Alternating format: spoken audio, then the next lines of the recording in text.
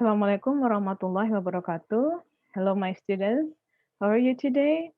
I hope everything is okay. Meet me again in our class Curriculum and Material Development. Today, we are at the first meeting. We will discuss a new topic that is about curriculum change. Okay, I will present the material today and listen to my presentation carefully because at the end of the presentation, there are some questions for you and you have to answer all of them and submit to our e-learning STKPGRI. Okay, let's see the second slide. We talk about our CPMK firstly, capaian mata kuliah. That's the target of our meeting today. Our CPMK is mampu menganalisa perkembangan kurikulum pendidikan di Indonesia dari masa ke masa. So the focus of our discussion is about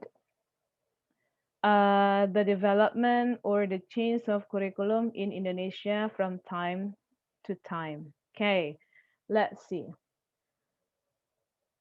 The subtopics are curriculum during the old order, curriculum during the new order, curriculum during the Reformation era, curriculum 13 and its revision, and curriculum during pandemic era or new normal era right now. Okay, let's see one by one. The first one, curriculum during the old order atau orde lama, ya.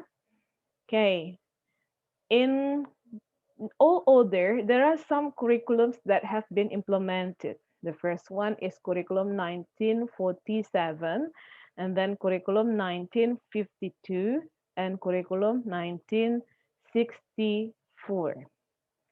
The changes of curriculum, of course, there is a specific purpose about the change. Okay, let's see one by one. Curriculum 1947. The history. Okay. Why this curriculum comes up? Okay, we start from the year. It was designed in 1947 and it is implemented in 1950. So it means the curriculum was designed in 1947. Tahun 47 dibuat tapi digunakan tahun 50. Nah, at the time this curriculum came out because the need is to make our students have a feeling of nationalism. Jadi rasa nasionalisme yang mau dibentuk pada waktu itu. Jadi kebutuhan kurikulum itu dibentuk karena kurangnya rasa nasionalisme because of we still or we moved from colonial era. Nah, waktu itu kita baru berpindah dari era kolonial menuju era nasionalisme. Nah, jadi waktu itu kebutuhan kurikulumnya adalah bagaimana membentuk karakter peserta didik menjadi orang yang punya jiwa nasionalisme, mengamalkan Pancasila dan Undang-Undang Dasar dalam kehidupan mereka. Makanya lewat kurikulum lah itu yang bisa dilakukan. Nah, itu yang pengalaman itu yang mau kita bentuk. Kita udah belajar sebelumnya bahwa kurikulum itu, when we implemented the curriculum at school, it means you give the experience to the student. What are the experiences? You have to make your students have a feeling of nationalism. Okay, that's why at the time the needs of curriculum to to to make the mindset of the students better. Jadi membentuk pikiran anak itu menjadi lebih baik. Nah, punya jiwa lebih baik seperti di sini apa maksudnya? Punya jiwa nasionalisme. Nah, pada waktu itu kurikulum dikenal dengan istilah the Lear Plan atau rencana pelajaran. Nah, okay. And then the focus of education at that time was character. Okay, because we are uh, we were trying to change the mindset of the students from colonial to national. Oke, jadi kita merubah mindset-nya dari yang kolonial ke jiwanya nasional. Nah, jadi apa maknanya di sini yang boleh Ananda dapatkan adalah kurikulum itu diganti karena because of the needs. Nah, dibuat juga karena ada needs-nya. Kebutuhan tahun 47 itulah pembentukan karakter atau jiwa nasionalisme. Bukan mengisi kepintaran dulu karena pembentukan karakter itu dianggap lebih penting pada waktu itu daripada anak dibentuk ilmunya tapi karakter nasionalismenya nggak ada. Ujung-ujungnya nanti dia bisa menjadi koloni pula. Nah, itu yang menjadi needs pada waktu. Jadi kita simpulkan bahwa tahun 47 itu dimulailah kurikulum itu dibuat untuk memenuhi needs-nya karena waktu itu kita baru perpindahan dari zaman kolonial ke nasional, di mana jiwa nasionalismenya kurang, makanya dibentuk kurikulum 47. Oke, kita lanjutkan. Skop kurikulum. Skopnya adalah literature, kesusastraan, science and math, MIPA dan matematik, and then social and administration. And now, the focus of curriculum implementation. Fokus implementasinya adalah focus on character education. Itu yang pertama dulu. Contextual teaching material. Materi ajarnya harus kontekstual. It means real life, related to the student real life or environment. Nah, itu fokusnya. And then focus on art and culture. Fokus pada budaya dan seni. Nah, kita lanjutkan. We come to 1952, kurikulum zaman Orde Lama tahun 52. Kurikulum ini disebut sebagai penyempurnaan dari kurikulum 47.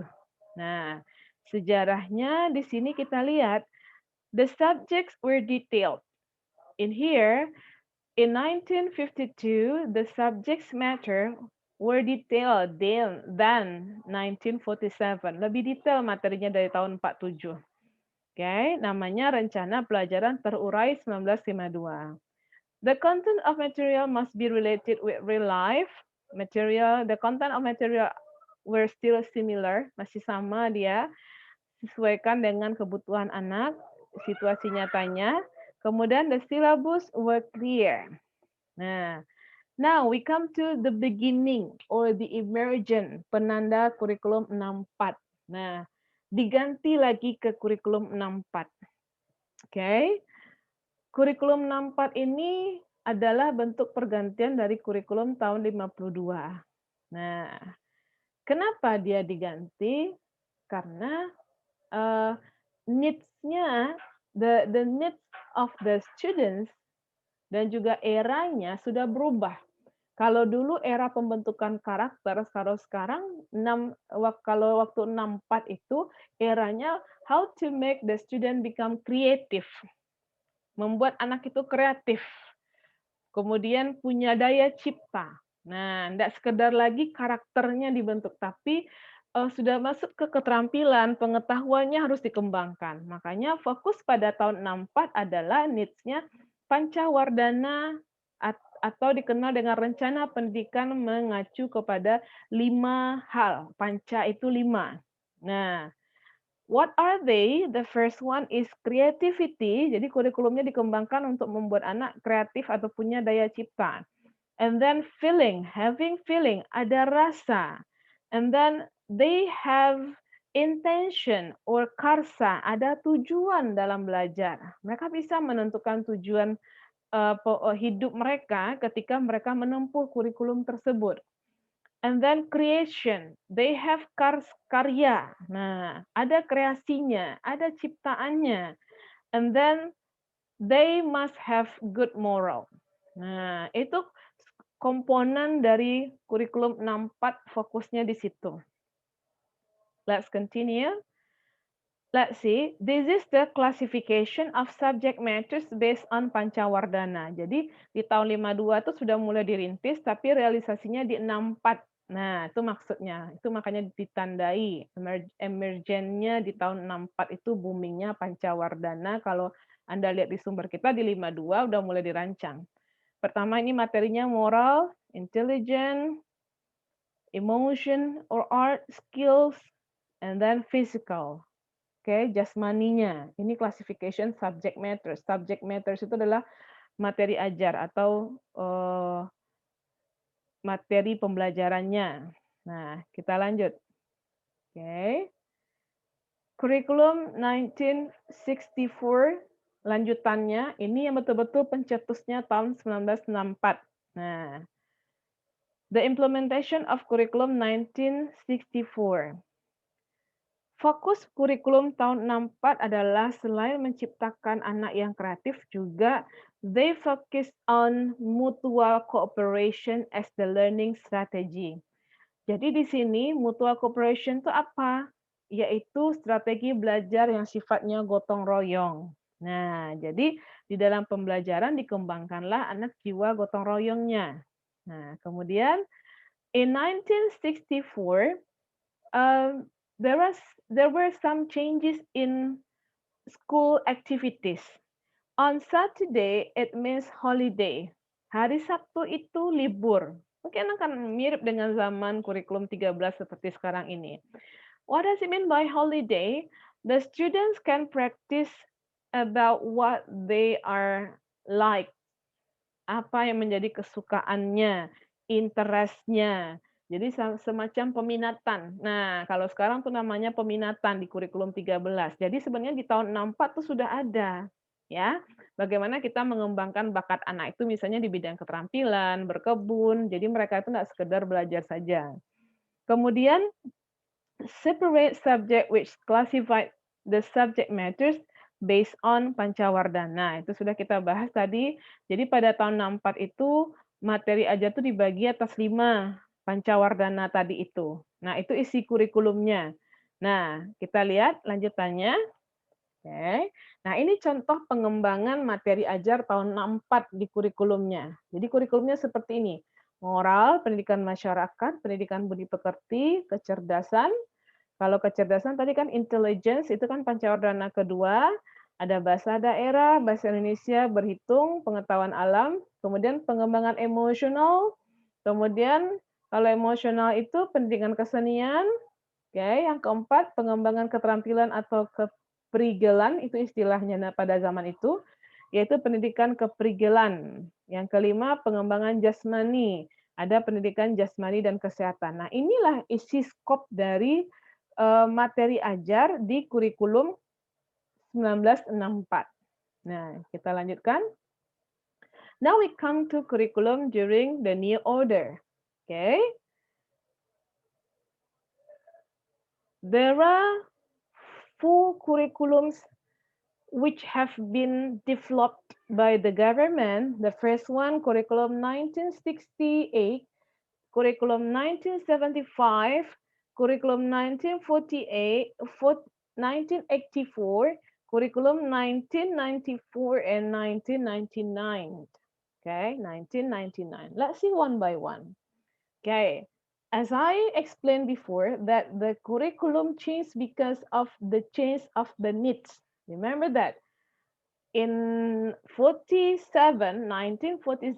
the need is to make our students have a nationalism feeling.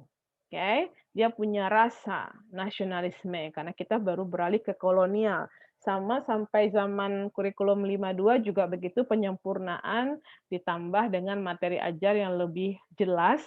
Nah, tahun 64 bergeserlah kurikulum itu needs-nya bahwa tahun 64 itu tidak lagi masalah nasionalisme saja, tapi juga anak itu harus punya kreativitas. Makanya dibentuklah Pancawardhana itu yang sudah dicetuskan dari tahun 52. Yang mana ada 5 fokus dari pengembangan materi ajar. Oke, sudah kita bahas sebelumnya. Nah, sekarang kita masuk ke era baru. Nah, orde baru. Ada 4 kurikulum yang digunakan. Oke, tadi 3 ditambah 4 sudah berapa itu? Berarti sudah 7 perubahan pada kurikulum kita. Sudah 7 ya menjelang orde baru. Kita lihat satu-satu. 1968, history. Okay. The improvement of the curriculum 1964. Ini penyempurnaan dari kurikulum 1964. Focused on Pancasila, the five principles of Republik Indonesia, and then knowledge and skills. Nah, ini fokusnya memang betul-betul ke Pancasila lagi, yaitu pengembangan kurikulum berdasarkan Pancasila, pengetahuan dan keterampilan. Kemudian, developing student intelligence, skills, and also their physical. Jadi because of this improvement of 1964, karena ini penyempurnaan 64, kurang lebih isinya sama di 68 ini. Hampir sama. Dia hampir sama dengan Pancawardana tadi. Kemudian kita lanjut, religious students, anak yang punya nilai agama yang baik, kemudian anak yang punya karakter yang baik, okay? And then the classification of subject matters adalah pengelompokan materinya adalah pembinaan Pancasila, pengetahuan dasar, dan kecakapan khusus. Nah, kita lanjutkan. Here's the materials. Ini subject matters-nya atau materials-nya. Pertama, untuk pembinaan jiwa Pancasila ada pembentukan mata pelajaran agama, kewarganegaraan, dan bahasa Indonesia, serta bahasa daerah, kemudian olahraga. Kemudian, for basic education atau pengetahuan dasar, ini ada mata pelajarannya berhitung, IPA, pendidikan kesenian, pendidikan kesejahteraan keluarga. Kemudian kecakapan khusus itu ada pendidikan kejujuran. Nah, jadi itu ada mata pelajaran pendidikan kejujuran pada waktu tahun 68. Okay, I hope you can still focus on me. Let's continue. Kita lanjutkan.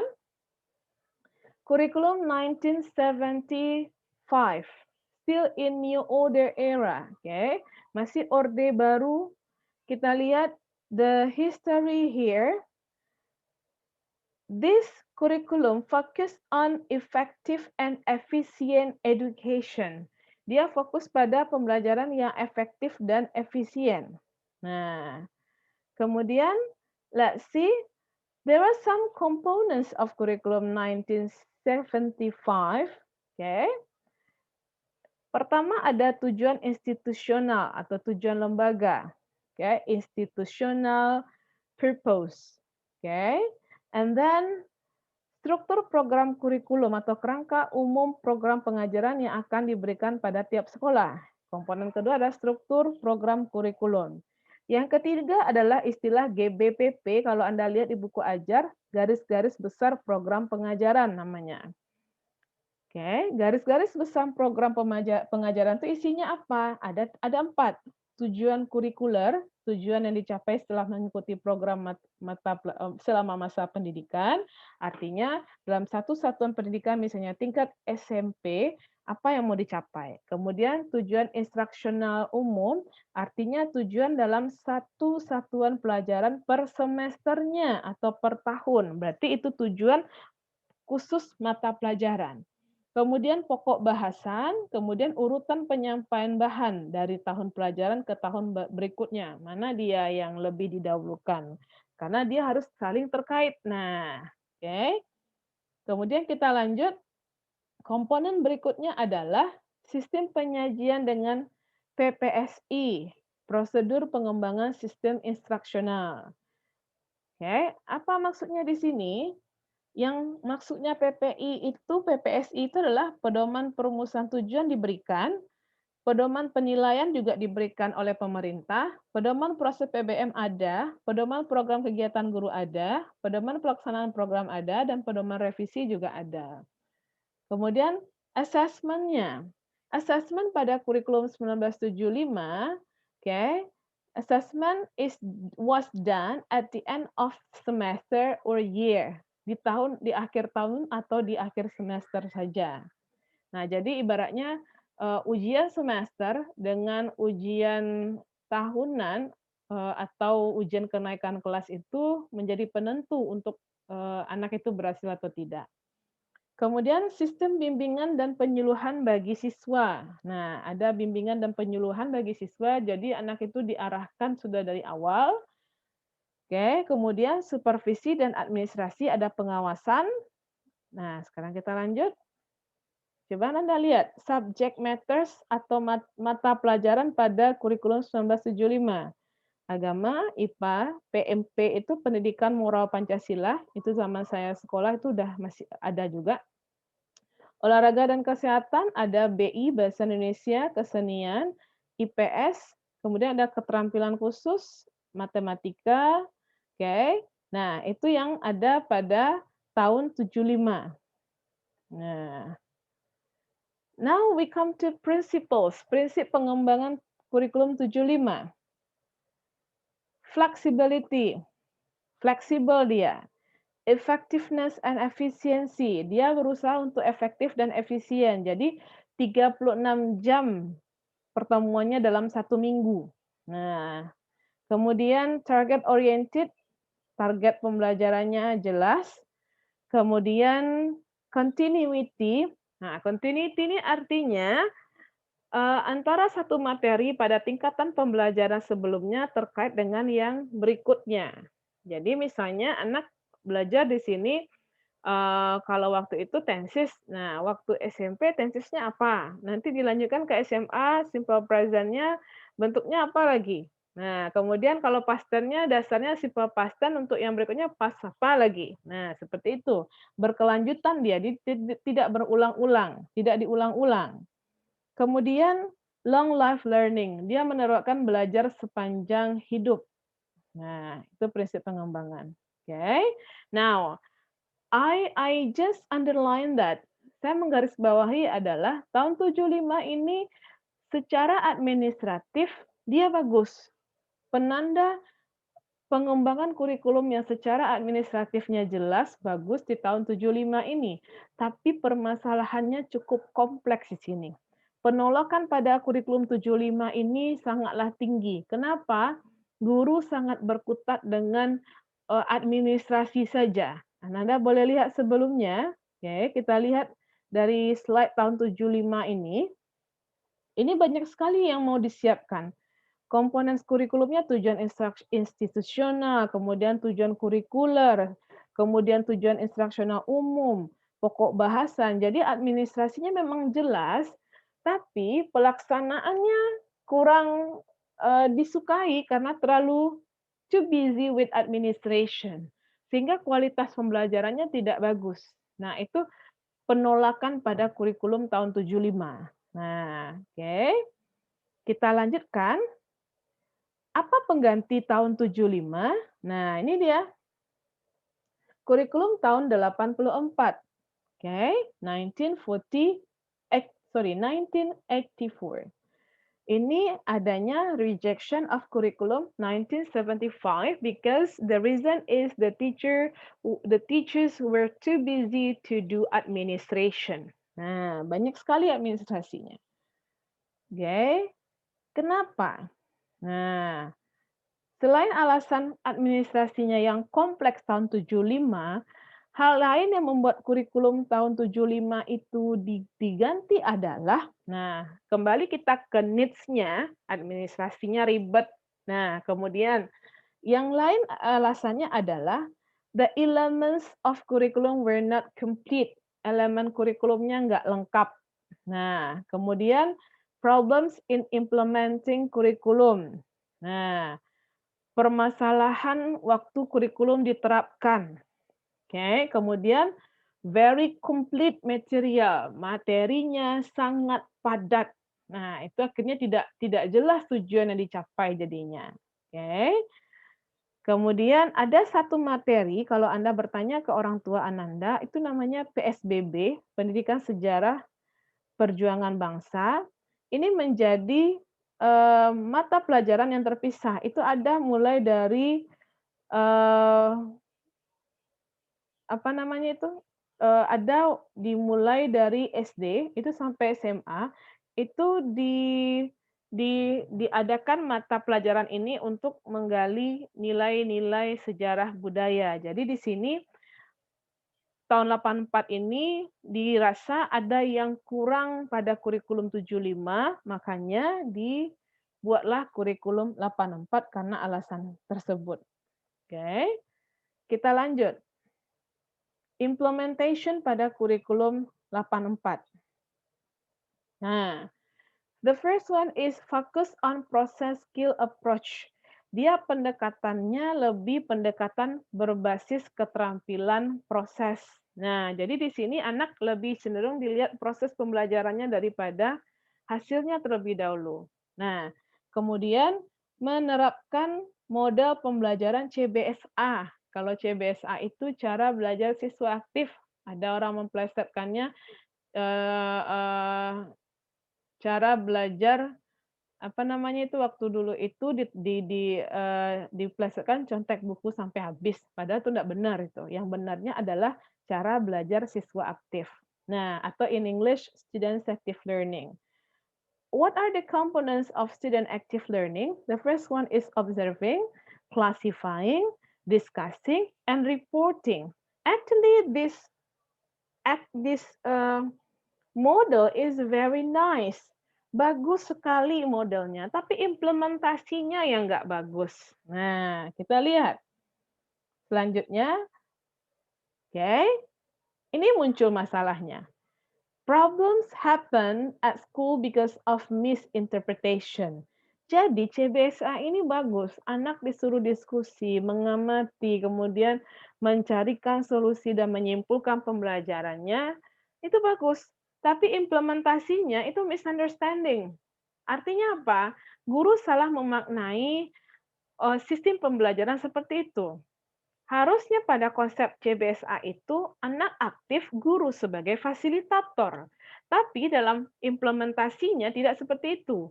Guru membiarkan anak diskusi seenaknya, kemudian kelas menjadi ribut. Nah, di situ misinterpretation itu mulai. Makanya di tahun 84 itu secara tertulisnya dia bagus, tapi pemahaman guru yang belum pas. Nah, kita lihat sekarang, apa subject matters yang ada pada tahun 84? Ini materi ajarnya yang ada atau mata pelajarannya. Oke, mata pelajaran inti agama, pendidikan moral, sejarah, matematika, bahasa dan sastra Indonesia, kesenian, keterampilan, ekonomi, olahraga, bahasa Inggris, geografi, biologi, kimia. Kemudian ada mata pelajaran pilihan. Nah, ini pilihan ini berdasarkan students interest-nya, minat. Oke. Kemudian yang berikutnya subject matters-nya, mata pelajarannya adalah penjurusan. Ananda boleh lihat sekarang penjurusan itu sampai sekarang itu dikembalikan ke 2, ada IPA dan IPS. Waktu saya sekolah tuh sebelumnya 3, ada IPA, IPS, dan bahasa. Kalau waktu 84 tuh menjadi 2, IPA dan IPS, sekarang juga seperti itu, IPA dan IPS saja. Nah, ini mata pelajarannya. Kita lanjutkan. Kurikulum 94. Nah, kurikulum 94 ini muncul karena ada penolakan pada tahun 84, yaitu misunderstanding atau misinterpretation tadi. Guru salah memaknai cara belajar menggunakan sistem student active learning itu. Anak dibiarkan saja sehingga kelas out of control. Nah, 1994, the characteristic of curriculum 1994 is using catur bulan. And then the material is complete using core curriculum and the schools develop their own curriculum. Mereka ada kurikulum inti tahun 94 itu. Kemudian belajar aktif, active learning. The teaching materials were based on student need, kebutuhan materi ajar berdasarkan kebutuhan anak. Kemudian mempelajari pelajaran itu dimulai dari konkret ke abstrak, dari yang konkret yang nyata ke yang abstrak, easy to difficult or simple to complex. Kemudian pada tahun 94 tuh reteaching, pengayaan atau pengulangan kembali materi itu disarankan atau diberikan. Ya. But there are some problems in implementing the curriculum 1994. Oke, ini permasalahannya karena tadi 84 ditolak karena ada salah pemahaman pada penerapan kurikulum. 94 juga ternyata ada masalah. Nah, awalnya dia mau menyempurnakan yang 84. Too complex materials, karena terlalu banyak many subject, terlalu banyak materi karena mata pelajarannya juga banyak, akhirnya materinya padat, kemudian materi ajarnya sangat sulit. Oke.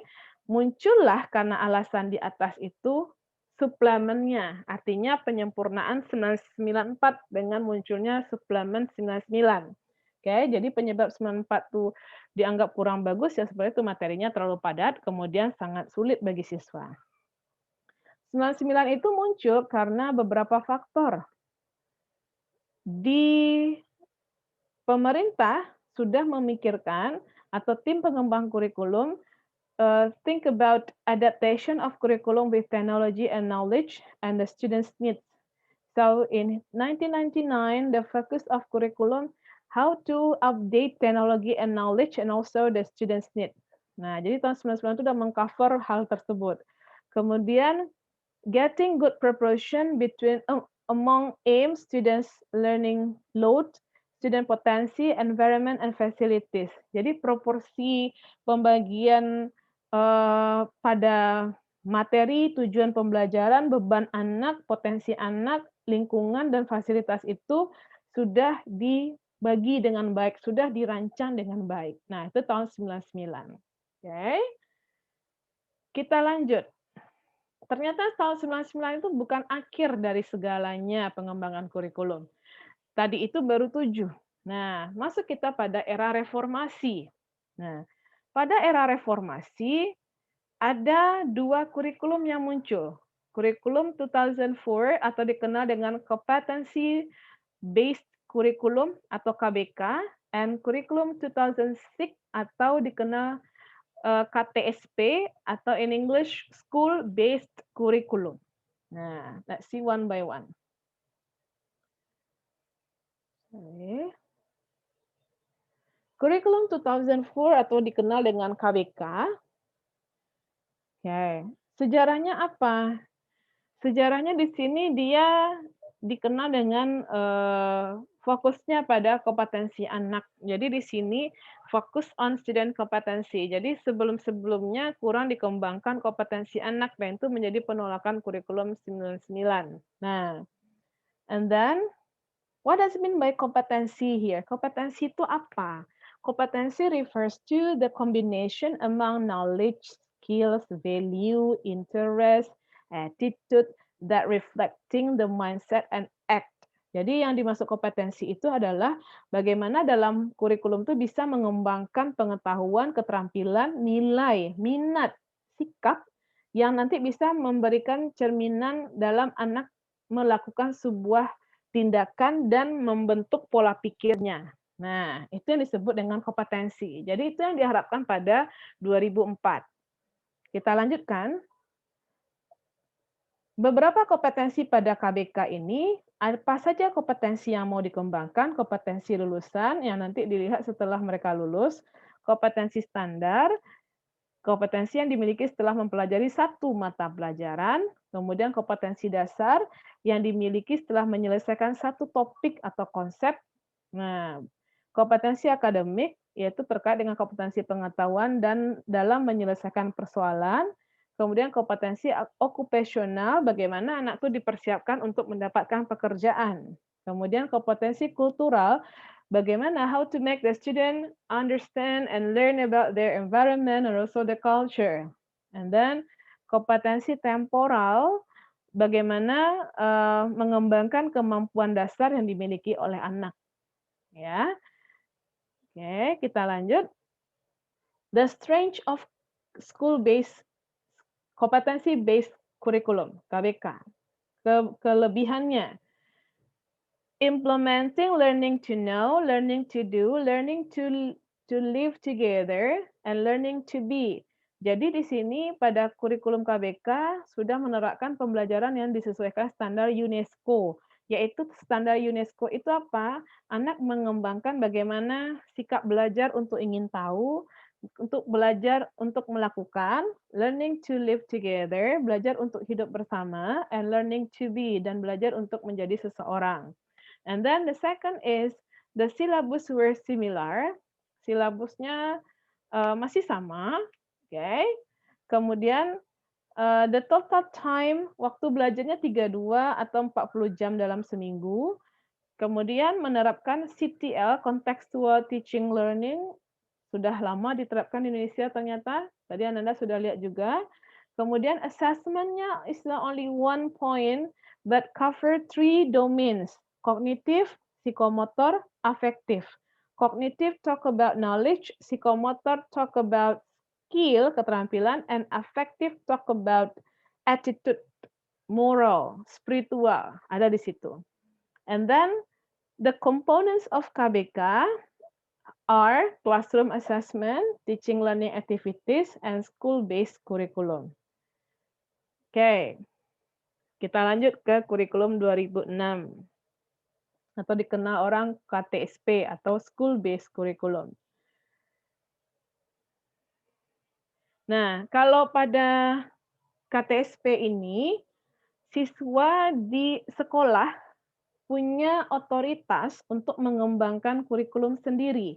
Nah, the schools have autonomy to develop the curriculum.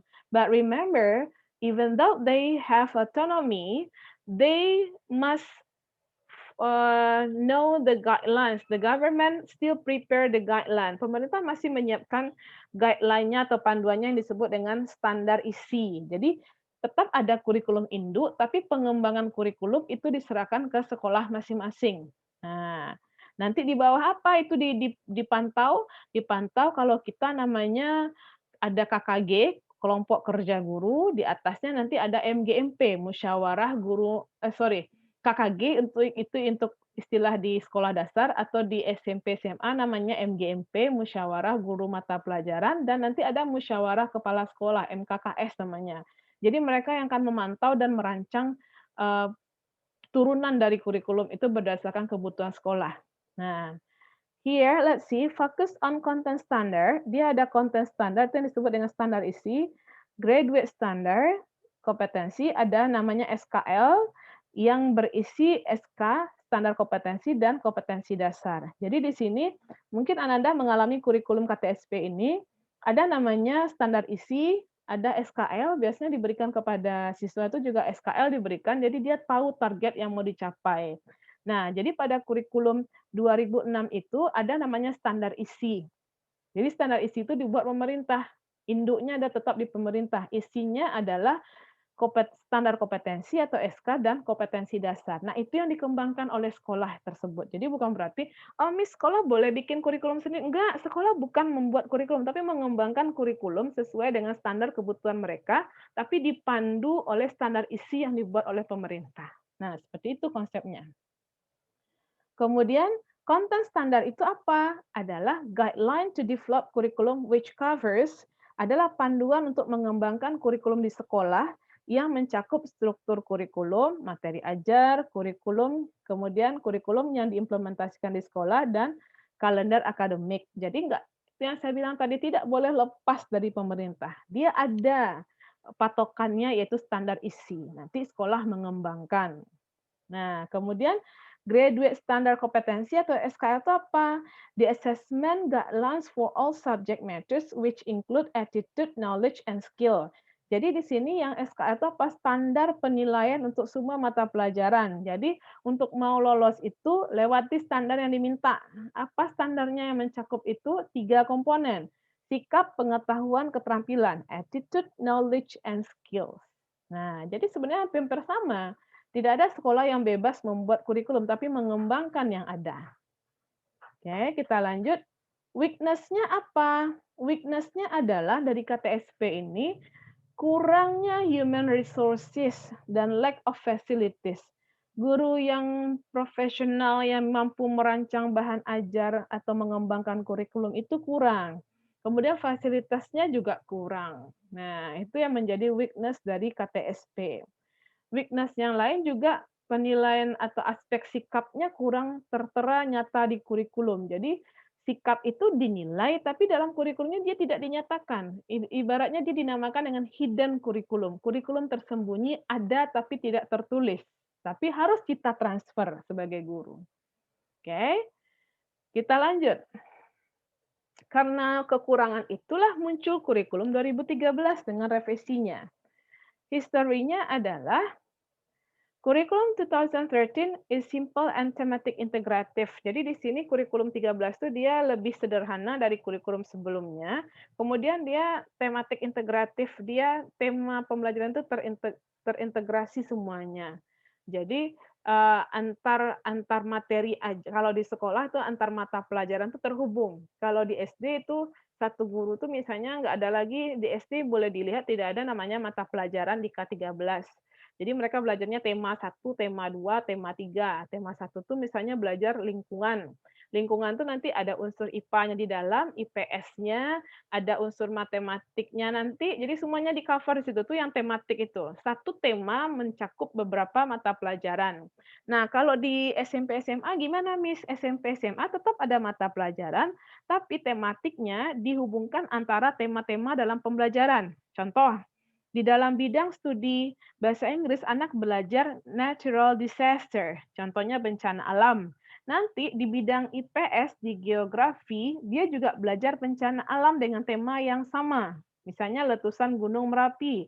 Di dalam geografi juga belajar. Nah, jadi antara bidang ilmu bahasa Inggris dengan geo itu terhubung. Nah, itu maksudnya tematik itu. Jadi antar tema pembelajaran atau KD-nya. Nah, itu namanya. KD kalau di sekolah SMP, SMA. KD-nya itu terhubung antara satu bidang studi dengan bidang studi lainnya. Itu fokus pada K13. Kemudian, contents pada K13 hampir sama dengan KTSP, cuma bedanya stated in curriculum. Kalau di 13 itu memang dituliskan. Apa yang dituliskan? Ada spiritual, sosial, knowledge, and skills. Sosial dan spiritual itu namanya afektif. Knowledge itu istilah lainnya kognitif. Dan skill istilah lainnya adalah psikomotor. Waktu KTSP juga ada, cuma yang sikapnya hidden, disembunyikan, tidak dituliskan di kurikulum. Tapi kalau pada K13 is written down all in curriculum, semuanya ditulis. Nah, ini namanya di dalam kurikulum, ini namanya K13 tuh yang Anda lihat sebentar ini adalah kompetensi inti. Nah, kompetensi itu dikenal istilah dengan KI atau core competence. Isinya 4, spiritual, sosial, knowledge, and skills. Ada KI 1 spiritual, KI 2 sosial, KI 3 knowledge, dan KI 4 skills. Oke. Nah, karakteristik K13, contents of curriculum are kompetensi inti untuk satuan pendidikan dan kompetensi dasar untuk mata pelajaran. Jadi, ada 2 komponen utama dalam K13, itu yang saya sebutkan tadi, KI dan KD. KI-nya ada 4, spiritual, sosial, pengetahuan, dan keterampilan. KD-nya diturunkan dari KI itu. Nah, KI untuk satu satuan pendidikan ukurannya, jadi standar yang harus kita capai dalam satu satuan pendidikan. Misalnya untuk SMP kelas 1. Nah, apa yang dicapai di dalam KI-nya itu? Kalau KD adalah kompetensi yang dicapai untuk mata pelajaran, satu mata pelajaran. Nah, jadi dia lebih kecil lagi. KI describes full components, spiritual, sosial, kognitif, dan skill. KD describe the competency for one theme. KD itu mendeskripsikan kompetensi untuk satu tema. Kemudian, syllabus and is the lesson design for one theme. Syllabus contains all KD. Syllabus ada lagi berikutnya karakteristiknya. Dia adalah muatan pembelajaran dari satu tema. Nah, dia mencakup semua KD. Jadi semuanya dituliskan dalam syllabus. Lesson plan is developed based on KD. Kemudian ada yang berikutnya setelah silabus ada RPP yang dikembangkan dari KD yang ada. Okay. Now, we come to the next one. Sebelumnya itu kita udah bahas di Orde Lama ada 3 kurikulum, Orde Baru ada 4 kurikulum, Reformasi ada 2, jadi ada 3 tambah 4, 7 tambah 2, 9, dan tambah satu lagi kurikulum 13, 10. Nah, jadi perubahan kurikulum kita itu totalnya sebenarnya baru 10 perubahan sampai sekarang.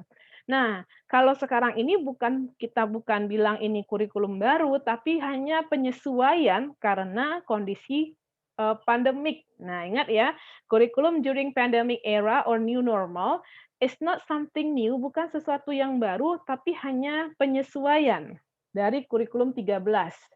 Nah, kenapa kita tahu sekarang ini we are in not good condition, we have a problem with virus that is COVID-19. Until now, you are still doing online learning. Nah, itu penyesuaian yang dilakukan. Kita melakukan pembelajaran secara online. Okay? This curriculum is developed because on corona pandemic.